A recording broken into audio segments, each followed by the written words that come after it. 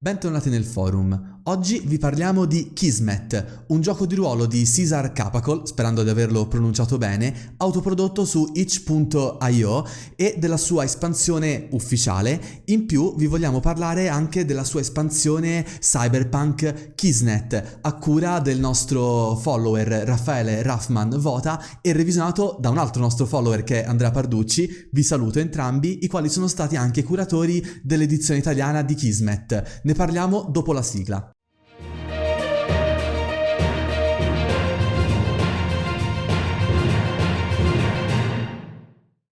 Di che cosa si tratta in breve? Kismet è sostanzialmente un set di regole concepito per poter gestire in maniera molto più facile tutti i moduli di avventura di qualunque gioco di ruolo vi possa venire in mente, dal mio punto di vista con un particolare occhio di riguardo a Dungeons and Dragons, e tra poco vi spiegherò anche il perché, o come lo stesso manuale comunque ci scrive già in copertina, come gestire senza fatica i tuoi moduli di avventura con un solo numero, che se vogliamo è il concetto base del sistema di regole che tra poco vi spiegherò. Ora, volendo fare però subito un'osservazione personale, mi sentirei quasi quasi di paragonarlo a una sorta di mod videoludica. Avete presente quando comprate il gioco AAA a 70 euro al day one, lo giocate, dite sì dai, tutto sommato bello, però magari questo e quest'altro si potrebbe modificare, e poi un modder di Taiwan totalmente sconosciuto crea fuori qualcosa che migliora il gioco molto più di quanto la casa madre sia stata in grado di fare. Ma a parte queste osservazioni di cui non frega niente a nessuno, vediamo insieme intanto in che cosa consiste, partendo dal nome. Kismet, infatti, stando alle mie ricerche, è la parola albanese che indica il destino, ma con una particolare accezione negativa, se vogliamo, di rassegnazione, quello che in italiano mi verrebbe da concettualizzare come un fato ineluttabile, qualcosa che non siamo riusciti ad evitare. Tra l'altro concetto che si sposa molto bene con il sistema di gioco che adesso vi spiegherò. Prima però di vedere il regolamento, molto importante secondo me è mostrarvi come si crea un personaggio. Prima di questo tuttavia mi sento anche di fare un'altra osservazione. Lo si può giocare anche in solitario, come il manuale stesso dice, ed è una cosa che ho fatto ed effettivamente funziona abbastanza bene, ma credo, per una ragione che anche questa vi voglio spiegare in fondo al video, che forse sia meglio provarlo le prime volte con un vero e proprio party. Vediamo quindi ora insieme la scala del personaggio. Ecco, questa come potete vedere è la scheda di Kismet, molto semplice. Troviamo il nome del personaggio. Io in questo caso mi sono divertito a prendere un personaggio che praticamente mi trascino dietro in qualunque gioco di ruolo io faccia, mi diverto sempre un po' a trasformarlo, che in questo caso era un personaggio nato inizialmente per una campagna di Dungeons and Dragons, quindi direi che è perfetto per l'occasione. Diciamo il nome, Solomon, indichiamo il pronome lui, il suo in questo caso. Qui troviamo il concetto del personaggio, che è ciò che è il personaggio nella sua sostanza. Se avete visto il nostro video conoscete comunque Fate e Not the End, è quello che sostanzialmente viene racchiuso nel concetto, appunto nell'archetipo. Essendo il mio un monaco di D&D, l'ho riassunto nel concetto di monaco combattente. Direi che non lascia spazio a troppe interpretazioni. Potete ovviamente scrivere anche concetti molto più lunghi, tipo pistolero cyberpunk delle dune, qualcosa di questo genere. Indichiamo quindi le etichette del nostro personaggio. I giochi con etichette ne abbiamo visti diversi qui sul nostro canale. Vi basti pensare che in questo momento le etichette per le regole base non vi servono per particolari effetti numerici o meccanici, ma vi possono dare delle particolari indicazioni narrative che vi possono appunto aiutare a far prendere determinate decisioni al vostro personaggio. Nel mio caso io gli ho conferito come etichette arti marziali magiche, mi immagino appunto il monaco di D&D che combatte usando i punti ki. Come etichetta gli ho voluto dare la sua arma, il bastone rinforzato o ferrato se preferite, e una sua capacità di combattere in modo impetuoso quando le cose vanno male. Qui gli ho aggiunto anche invece caratteri, etichette caratteriali, saggio, ambizioso, perché comunque era un personaggio che quando si fissa su un obiettivo lo persegue in tutti i modi, e volendo mescolare questi due un po' in stile Not the End ho concepito un'etichetta chiamata un piano per ogni occasione. Ripeto, a meno che di non voler utilizzare alcune regole opzionali che tra poco vi andrò a spiegare, queste vi servono soltanto come indicatore narrativo per le vostre decisioni. Veniamo quindi a come funziona il vero e proprio regolamento. Quando avrete creato il vostro personaggio dovete stabilire il suo punteggio iniziale di Kismet e lo farete semplicemente lanciando un D20, quindi in questo caso io inizierei con un punteggio di 13. È un punteggio abbastanza buono per quanto riguarda un Kismet di partenza. Ora, parlando appunto del regolamento, ogni volta che vogliamo compiere un'azione, vogliamo combattere, lanciare una magia o interagire con il mondo circostante, il Game Master ci chiederà di fare un tiro, appunto, un tiro di Kismet. Per superare la prova, esattamente come se fossimo in D&D, dobbiamo fare un punteggio superiore non a una CD, ma al punteggio di Kismet iniziale. Quindi, poniamo caso che il mio monaco stia cercando di bloccare con la forza una porta che si sta chiudendo, magari si vuole aiutare con il bastone, il Game Master mi dirà ok, fammi un tiro di Kismet e vediamo come le cose si evolvono. Ecco, io avrei fatto un 9, si tratterebbe di un fallimento della prova. C'è anche in realtà la possibilità di riuscire ma con particolari conseguenze negative, è una dinamica che abbiamo visto anche in altri giochi di ruolo che a me comunque non mi dispiace. Fatto sta che per la prossima prova, per il prossimo tiro, a prescindere, il tiro dovrà essere fatto non più su 13 ma su 9, perché questo è il mio nuovo punteggio di Kismet. All'interno del manuale tra l'altro potrete trovare le descrizioni di come comportarsi a seconda del tipo di tiro, che cosa significa per esempio pareggiare il punteggio di Kismet se stiamo facendo un'azione, se otteniamo un punteggio inferiore, oppure se otteniamo i classici punteggi più bassi tipo l'1, è un fallimento critico, le cose volgeranno a nostro sfavore in maniera distruttiva, o il classico 20 naturale in cui le cose andranno molto meglio del previsto. In combattimento un 20 naturale potrebbe significare che siamo riusciti a sgominare quella banda di koboldi razziatori in un solo turno di combattimento. Sempre riguardo al combattimento, tra l'altro ci spiegherà come comportarci se il tiro riguardava effettivamente un attacco o una difesa. In più abbiamo anche una sezione che ci spiega come effettuare tiri ambientali, potremmo dire che infatti vengono racchiusi nella sezione del mondo.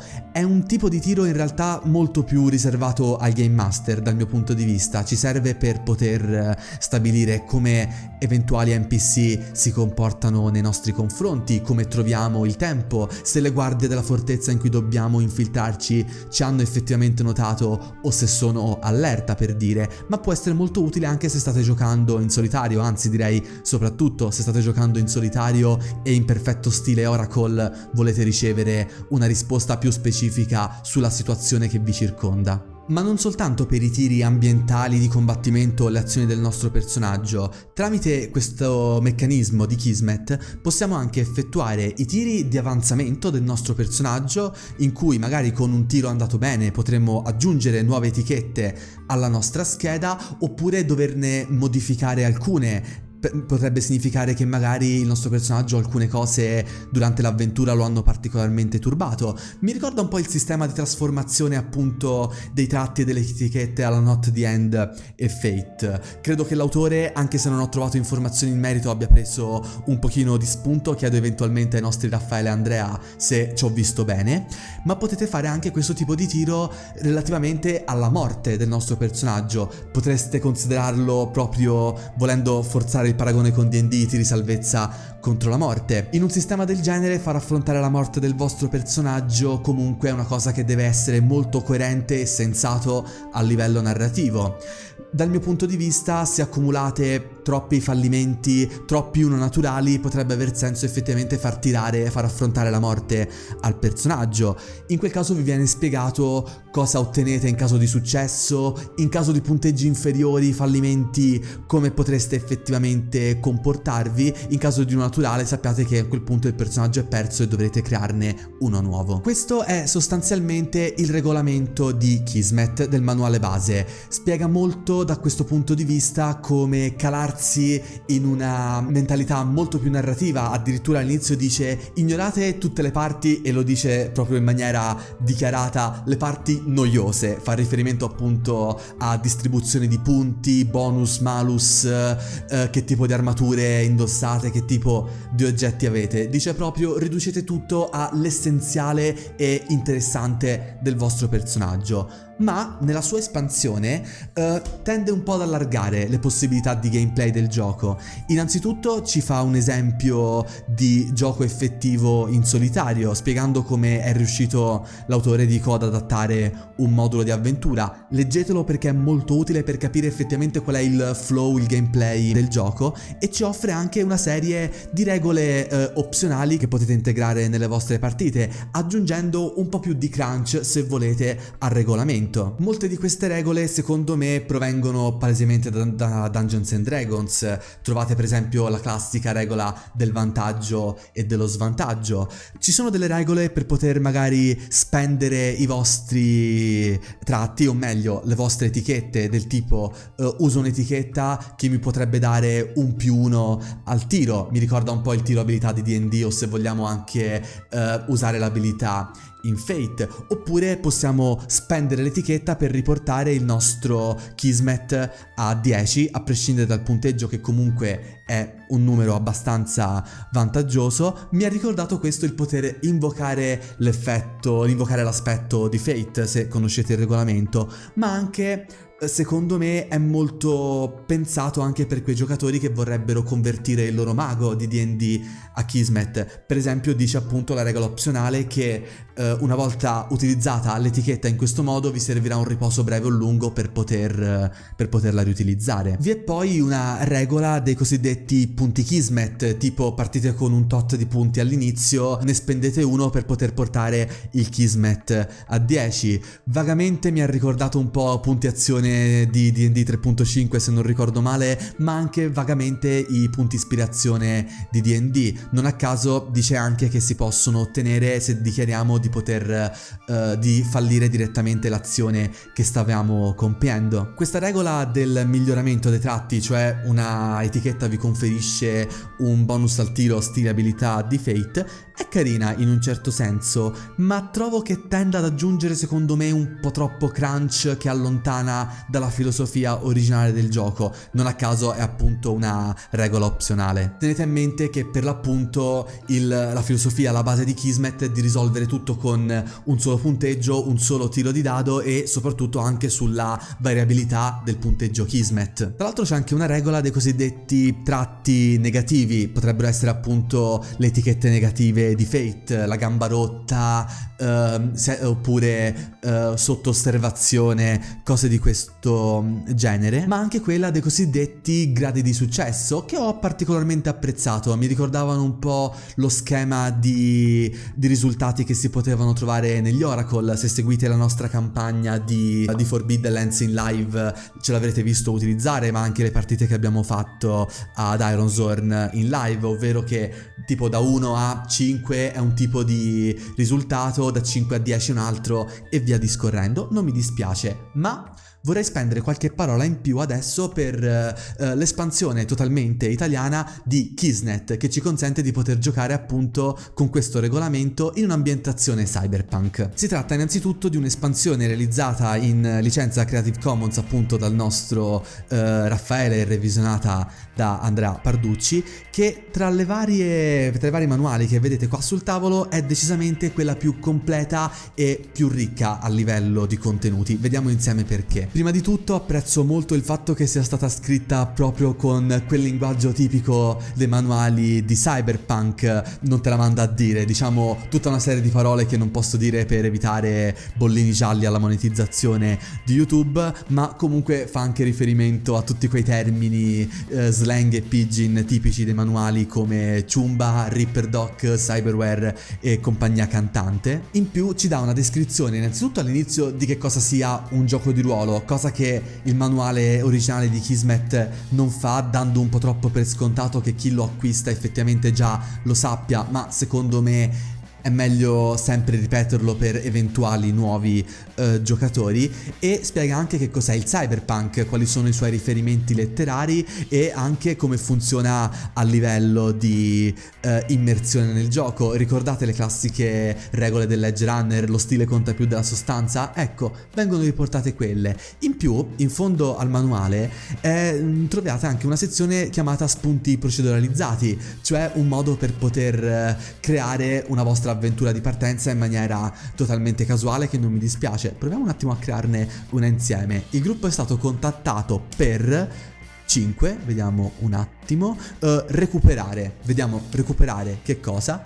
16, recuperare un gruppo di hacker preparati, quindi probabilmente dovremmo salvare altri Edge Runner come noi. Inoltre, ultimo punto, 12, qualcuno ovviamente vi tradirà. È direi un ottimo spunto d'inizio per un'avventura cyberpunk come il net comanda. Ovviamente la creazione del personaggio ricalca fedelmente quella di Kismet del manuale base, vengono in più riportate al suo interno, riconvertite sia nel linguaggio sia in alcune definizioni, tutte le regole opzionali che avevamo trovato anche qui nell'espansione. Ma parlando di alcune modifiche e aggiunte sostanziali di questa espansione, quello che in Kismet erano l'azione, il combattimento, la magia e il mondo, qui vengono riconvertite, che sono in questo caso carne, piombo per quanto riguarda il combattimento. La magia diventa invece il rame, fa riferimento alla capacità del Netrunner, appunto tutte quelle attività relative all'utilizzo della rete, dei software e via discorrendo. Il mondo non poteva che diventare lo sprawl, chiaramente.